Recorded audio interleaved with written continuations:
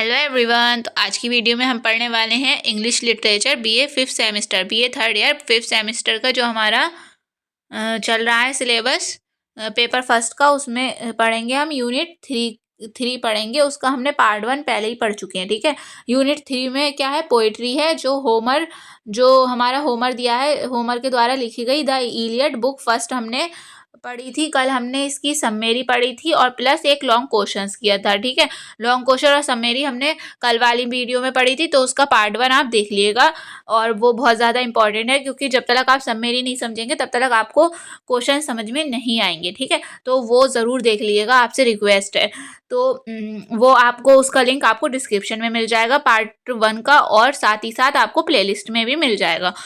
तो आज की वीडियो में हम क्या पढ़ेंगे, होमर द इलियड बुक 1 के जो है हमारे शॉर्ट क्वेश्चंस और वेरी शॉर्ट क्वेश्चंस कवर करेंगे, ठीक है। तो और जो हमने पहले यूनिट फर्स्ट और सेकंड मैंने पहले ही करवा दी है, उसका लिंक आपको डिस्क्रिप्शन में, प्लेलिस्ट का लिंक मिल जाएगा, वहां पर सारी वीडियो मिल जाएंगी, ठीक है। और ये पेपर फर्स्ट है हमारा, यूपी स्टेट की ये सारी यूनिवर्सिटी का सिलेबस है, ठीक है। UP state universities English literature का, और इसका नाम, कोर्स का टाइटल क्या है, classical literature and history of English literature. तो इसका हमारा यूनिट फर्स्ट सेकंड हो गई है, और थर्ड की एक पार्ट तो हमने पहले ही अपलोड कर दिया है, और सेकंड पार्ट ये रहा। तो इसमें वेरी शॉर्ट और शॉर्ट क्वेश्चंस हम कवर करेंगे। तो देख लेते हैं अपने क्वेश्चंस। तो हमारा फर्स्ट शॉर्ट क्वेश्चंस है, इसको हम वेरी शॉर्ट क्वेश्चन में भी लिख सकते हैं शॉर्ट करके, और शॉर्ट क्वेश्चन में भी अगर आता है तो हम उसमें भी लिख सकते हैं। तो फर्स्ट शॉर्ट क्वेश्चन है, briefly analyze the character of Achilles in Homer's epic Iliad. जो होमर की इपिक इलियड है उसमें एखिलस जो करेक्टर है उसका हमें दिखाना है, क्या रोल रहा है, उसको एनालाइज करना है, उसके करेक्टर को, एखिलस के, ठीक है। तो इसमें देख लेते हैं एखिलस का करेक्टर कौन थे और उनकी मृत्यु कैसे हुई थी, ये सब बताना है इसमें। Achilles is the son of the sea nymph Thetis, Thetis के पुत्र थे जो एकिलस थे, ठीक है। And the military man Peleus, Peleus के थेटिस मतलब समुद्र की देवी थेटिस और प्लेयस के पुत्र थे ये एखिलस जो थे, ठीक है। Achilles was the strongest warrior and the hero in the Greek army during the Trojan war. जो एखिलस थे, जो ट्रोजन वार हुआ था उसके दौरान बहुत अच्छे, मतलब महान योद्धा थे। वॉरियर मतलब योद्धा, ठीक है। एकिलस महान योद्धा थे, स्ट्रॉन्गेस्ट महान योद्धा थे ग्रीक आर्मी के, ठीक है। दो आर्मी थी, एक ट्रोजन और ग्रीक के बीच युद्ध हुआ था। आप अगर आपने सममेरी की वीडियो नहीं देखी है तो वो प्लीज देख लें, उसका लिंक डिस्क्रिप्शन में, तभी आपको ये क्वेश्चन समझ में आएंगे, वरना समझ में नहीं आएंगे, कोई फायदा नहीं वीडियो देखने का। The greatest warrior in the Athens army, ये एथेन आर्मी और ग्रीक आर्मी बात एक ही है। एथेन आर्मी पढ़ लो चाहे ग्रीक आर्मी पढ़ लो, सेम वर्ड है, ठीक है। तो ये ग्रेटेस्ट वॉरियर की इस वाली आर्मी के भी मतलब महान योद्धा थे। द एंगर और रेज, एंगर मतलब क्रोध, गुस्सा, और रेज मीन्स भी क्रोध और गुस्सा होता है। एंगर और रेज ऑफ एकिलस, एकिलस का गुस्सा और क्रोध, is a key theme of Homer's Iliad. इसकी थीम ही ये है, उसका एकिलस का गुस्सा दिखाया गया है इस एपिक में, ठीक है। पेरिस एक ट्रोजन वार का योद्धा है, मतलब ट्रोजन की आर्मी का योद्धा है। पेरिस शूट मतलब मारता है, एंड एरो मतलब तीर मारता है। इन एकिलस हील मतलब एकिलस की जो एड़ी पे ये जो है पेरिस, वो एक तीर मारता है, ठीक है। Only his heel was weak in his body, जो एकिलस की हील थी, एड़ी थी, वो उसकी बॉडी का सबसे कमजोर पार्ट थी। मतलब अगर उसकी एड़ी में कुछ लगेगा, चोट लगेगी, तभी उसकी मौत होगी, वरना अगर उसकी बॉडी में कहीं पर भी तीर लगेगा, कुछ भी होगा, तो उसकी मौत नहीं होगी। उसकी एड़ी में चोट लगने से ही मौत होनी थी। वो बहुत स्ट्रॉन्गेस्ट योद्धा था, ठीक है। Only his heel was weak in his body, बस उसकी एड़ी ही उसके कमजोर पार्ट थी उसकी बॉडी का। इन दिस वे, इस तरीके से Achilles is killed by Paris, Trojan prince. Paris जो है ट्रोजन का प्रिंस है, और एकिलस इसी के हाथों मारा जाता है। आफ्टर, बाद में, his death Achilles is cremated मतलब अंतिम संस्कार हुआ। And his ashes are mixed मतलब मिलाना, एशेज मतलब जो उसकी राख होती है बॉडी की, ठीक है, with those of his dear friend Patroclus की राख, जो इनका बेस्ट फ्रेंड था पेट्रोक्लस एकिलस का, उसकी राख के साथ उसकी मतलब एकिलस की राख को मिला दिया गया था मरने के बाद। नेक्स्ट हमारा क्वेश्चन है, शॉर्ट क्वेश्चन है ये भी। Briefly analyze the character of Agamemnon, Agamemnon और एट्राइड्स भी बोलते हैं इसको, एगमेमनन को, ठीक है, इन होमर्स इलियड। होमर्स इलियड में जो एगमेमनन एक करेक्टर है उसके बारे में हमें लिखना है। ये वेरी शॉर्ट, शॉर्ट में दोनों में लिख सकते हैं हम अगर आता है तो। एगमेमनन वाज द किंग ऑफ मेसेन, ठीक है, मतलब एगमेमनन जो थे वो मेसेन के राजा थे। And brother of king Menelaus, Menelaus के भाई थे। He served as the leader of the Athens army, ये जो एथेन आर्मी के लीडर थे, एथेन मतलब ग्रीक की जो आर्मी थी उसके लीडर थे। एगमेमनन वाज द स्ट्रॉन्ग है, मतलब स्ट्रॉन्ग था, ताकतवर था एगमेमनन। बट एरोगेंट, एरोगेंट मीन्स क्या होता है, अभिमानी था, एरोगेंट था, सेल्फिश था, मतलबी था, रेकलेस था, रेकलेस मतलब क्या होता है, लापरवाह था, and self serving kind of leader, इसका मतलब क्या हुआ, खुद के लिए सब कुछ करने वाला था वो, मतलबी इंसान, ठीक है। ही लेक्स, लेक्स मतलब कमी थी उसमें कॉन्सिडरेशन की, and fourth out, fourth out मतलब दूर का सोचने की कमी थी उसके अंदर, लाइक एकिलस, एकिलस जो था दूर की सोच रखता था, दूर विचार करता, मतलब फ्यूचर के बारे में भी सोचता था, पर जो ये था इनमें कमी थी इस चीज़ की, ठीक है। नेक्स्ट हमारा, ऐसे ही हमें पेट्रोक्लस के बारे में पूछा जा सकता है कि पेट्रोक्लस के करेक्टर के बारे में कुछ बताएं, तो हम ये लिख देंगे, Patroclus is the beloved friend, companion and the counsellor of Achilles, Achilles का प्रिय दोस्त था, जो पेट्रोक्लस था वो एकिलस का प्रिय दोस्त था, और कंपेनियन था, साथी था, काउंसलर भी था। हु वाज रेज्ड इन पैथिया, पैथिया में उनका पालन पोषण हुआ, विद द ग्रेटेस्ट वॉरियर, योद्धाओं के साथ, under the supervision of पेलियस, Peleus के नज़र मतलब पेलियस ने उन्हें पाला पोषण किया, ठीक है। पेलियस कौन थे, एकिलस के पिता थे, महान योद्धा लोग थे, उनके साथ इनका पालन पोषण हुआ था। ही इज डिवोटेड, डिवोटेड मतलब समर्पित है, टू एकिलस, एकिलस के लिए समर्पित है, मतलब एकिलस इनका इतना अच्छा फ्रेंड था, ये उसके लिए मरने के लिए भी तैयार थे। एंड द एथेन काउस, और एथेन आर्मी के लिए भी ये समर्पित हैं। नेक्स्ट हमारा क्वेश्चन है, हेलेन, हेलेन के करेक्टर स्केच के बारे में हमें लिखना है। हेलेन कौन थी और इनका क्या रोल रहा। हेलेन इज द डॉटर मतलब पुत्री थी ऑफ ज़्यूस, ज़्यूस की बेटी थी, एंड द वाइफ ऑफ मेनेलस, मेनेलस की बीवी थी। शी एंड पेरिस, जो पेरिस द ट्रोजन का राजा था। हेलेन जो थी ग्रीक आर्मी की बेटी, मतलब ग्रीक के लोगों की बेटी थी ये। And she and Paris, Paris जो था ट्रोजन साइड का था।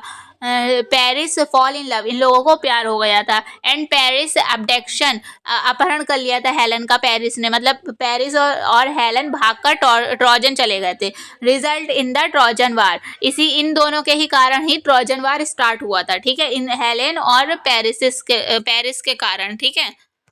नेक्स्ट हमारा करेक्टर है Zeus, Zeus is the king of the gods, ये मतलब देवताओं के देवता थे, ठीक है, किंग थे, राजा थे देवताओं के। ही इज द सन, सन मतलब पुत्र, ऑफ क्रोनस एंड रेया, मतलब ये क्रोनस और रेया के पुत्र थे। He is the husband, husband लिखा है ये, ऑफ हेरा, हेरा के हस्बैंड थे।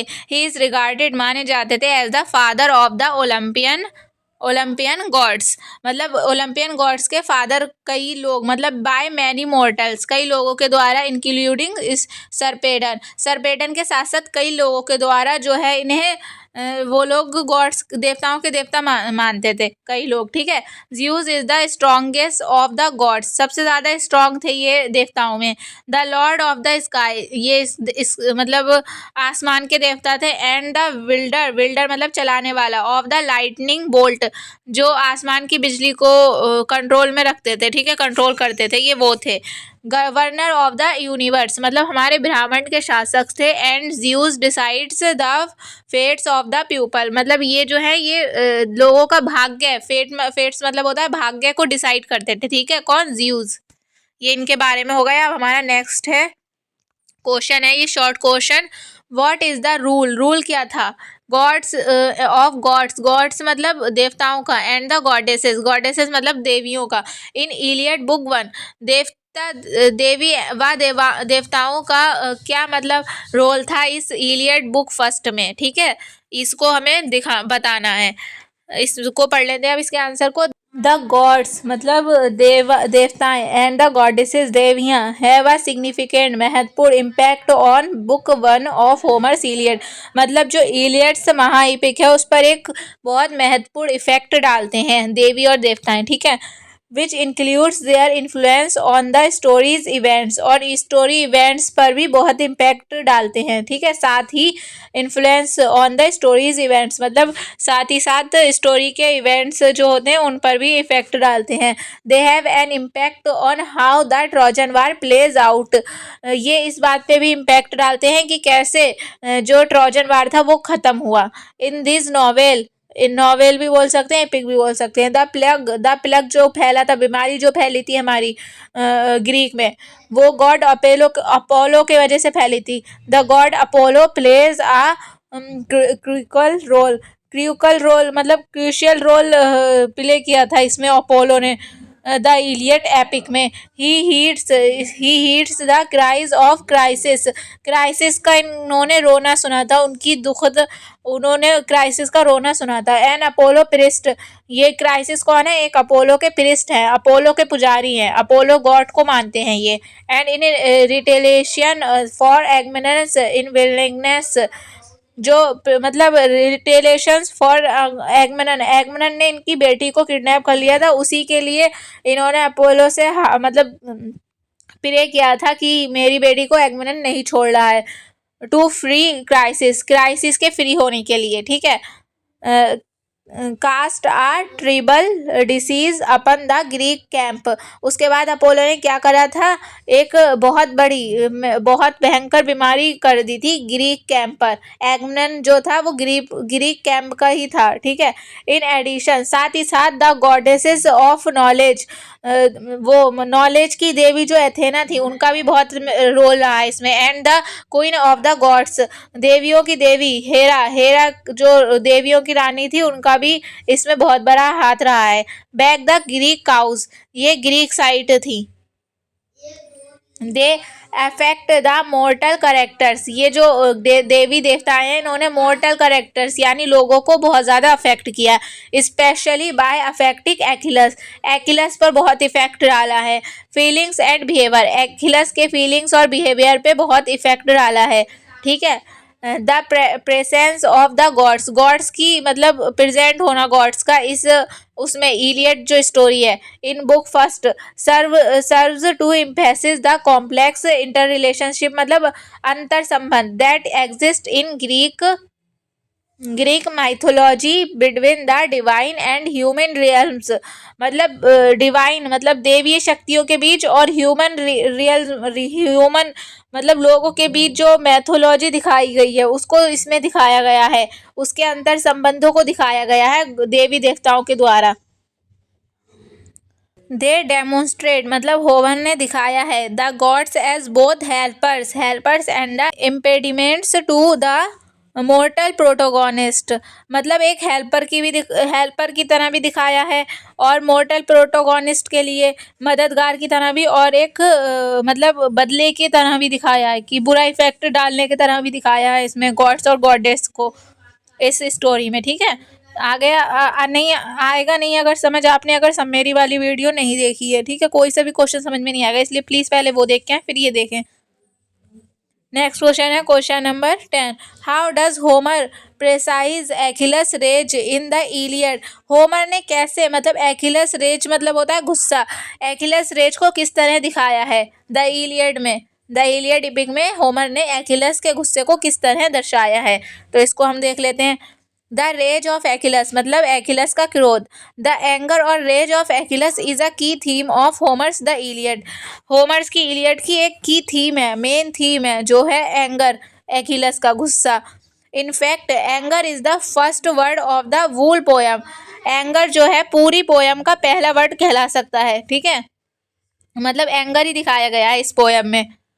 इन द एपिक इस महाकाव्य में एक्िलस बिकम्स एंग्री, एक्िलस गुस्सा हो जाता है एंड रिफ्यूजेस टू फाइट मतलब रोक देता है फाइट को, लड़ने के लिए मना करता है। बिकॉज बाय टेकिंग अवे उससे ले लिया गया था द प्राइज ऑफ ऑनर, सम्मान का जो उसे प्राइज मिला था, ठीक है, तोहफा मिला था। That has been allocated to Achilles in recognition of his fighting prowess, जो मान्यता की तरह उसे दिया गया था एक प्राइज, सम्मान का प्राइज, वो उससे ले लिया गया था। ठीक है, किसके द्वारा? एगमनन के द्वारा। एगमनन ने डिसऑनर हिम, एगमनन ने एकिलस का अपमान किया था, इसलिए उसने गुस्से में क्या करा था? लड़ाई से लड़ने के लिए मना कर दिया था, इतना ज़्यादा उसका गुस्सा था। ठीक है, तो ये हमारा ये वाला क्वेश्चन भी कंप्लीट होता है। ये हम वेरी शॉर्ट और शॉर्ट दोनों में लिख सकते हैं इसका आंसर।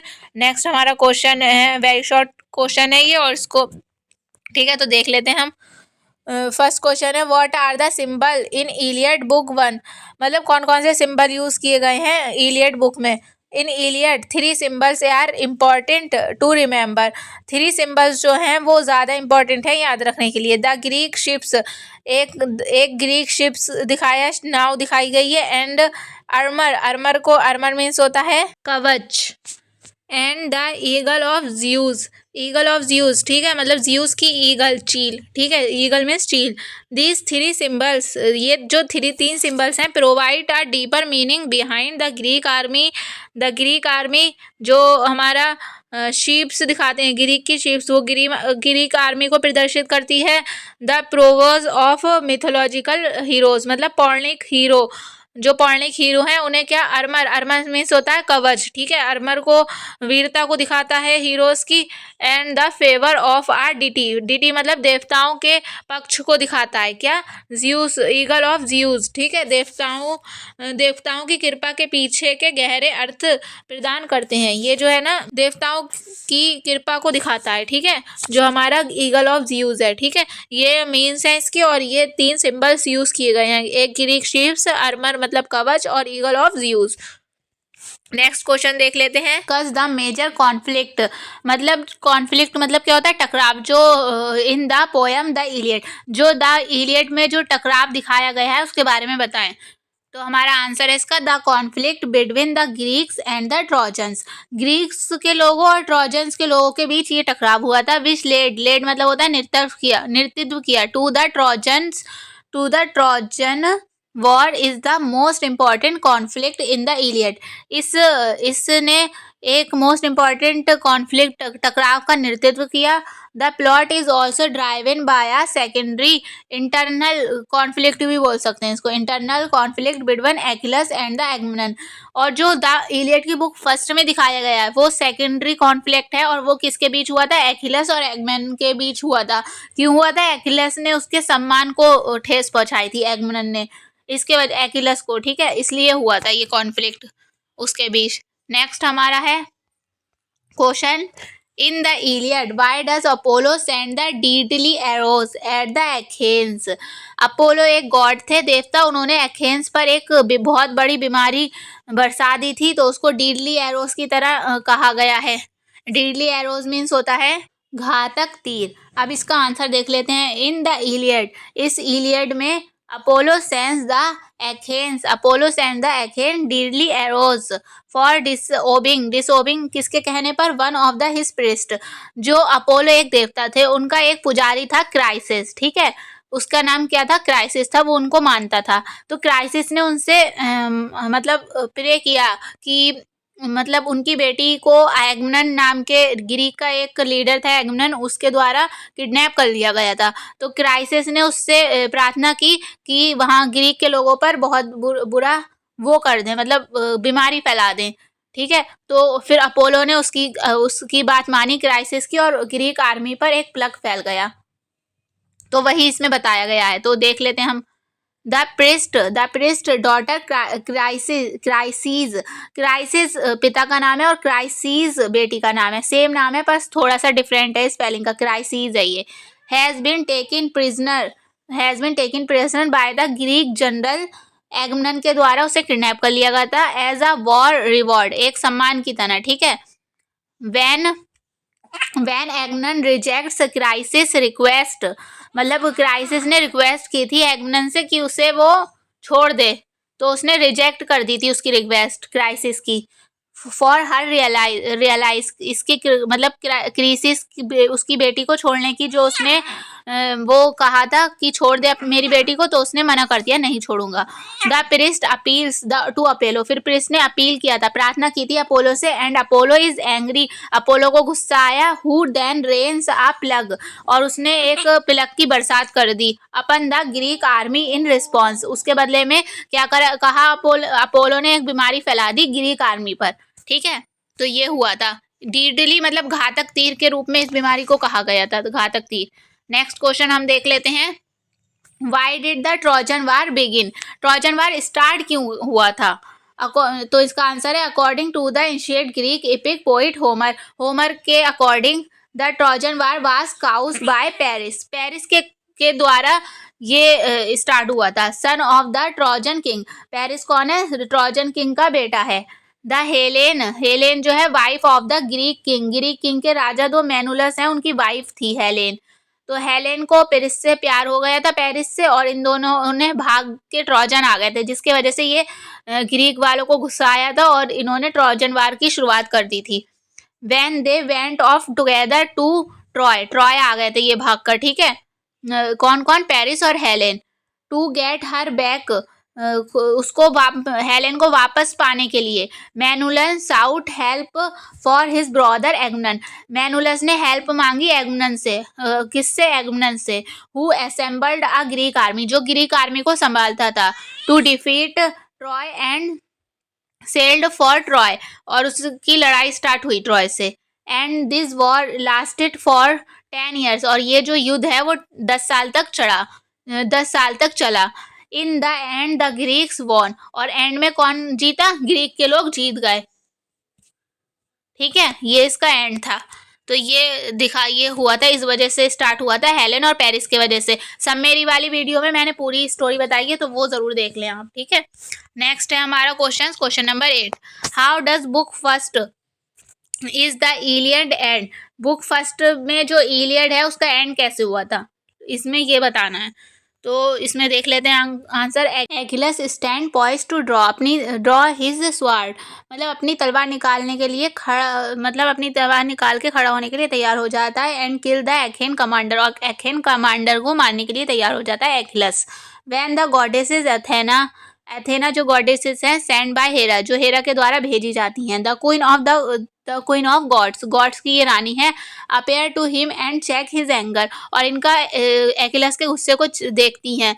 एथेनास गाइडेंस, जो एथेनास के मार्गदर्शन है। Along with the speech by wise adviser Nestor, और नेस्टर जो है वाइज एडवाइजर हैं एथेना के, उनके भाषण से जो है एकिलस का क्रोध कम हो जाता है। ठीक है, फिर उसके बाद finally succeed is preventing the dual, मतलब जो फाइनली रुक जाता है जो उनके बीच का कॉन्फ्लिक्ट होता है। ठीक है, नेक्स्ट क्वेश्चन है हमारा, how does the Trojan war and, Trojan war का एंड कैसे हुआ था? ठीक है, ये बताना है। The Greeks finally win the war by the hero and king of Ithaca Odysseus, Odysseus को यूलाइसिस भी बोल सकते हैं। ठीक है, famous for his cunning, cunning means चालाकी के लिए फेमस था। ठीक है, ये ग्रीक के जो हीरो था, और किसका था? इथाका का, किंग ऑफ इथाका का किंग था, और ग्रीक का ये आर्मी का योद्धा था। ठीक है, वॉरियर था। They build a huge wooden horse, एक महान बड़ा सारा एक लकड़ी का घोड़ा बनाया इन्होंने। And leave it outside the gates of Troy, और ट्रॉय के मतलब ट्रॉय शहर के गेट्स के बाहर छोड़ दिया।